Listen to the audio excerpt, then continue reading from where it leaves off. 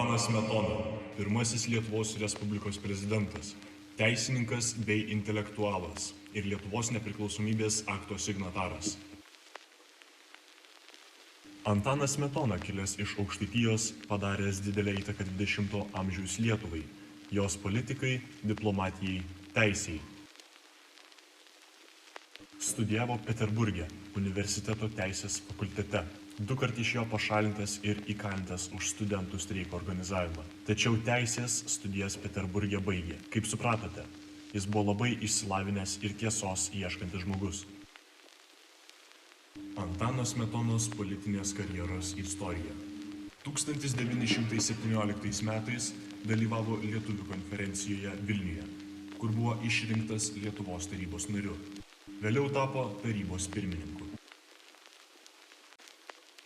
1918 metais vasario 16 dieną Smetona su kitais signatarais pasirašė Lietuvos nepriklausomybės aktą, atkūrė Lietuvos valstybę.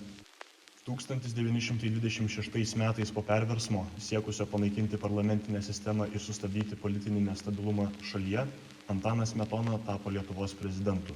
Po to jis sugriežtino įstatymus ir įvedė autoritarinį valdymo būdą. 1940 metais birželio 15-16 dienomis Smetona buvo priverstas atsistatydinti iš prezidento posto dėl antro perversmo, kurį įvykdė grupė Lietuvos karininkų nepatenkintų valdžia. 1944 metais sausio 9 dieną Antanas Smetona žuvo Jungtinėse Amerikos valstijose Ohajuje.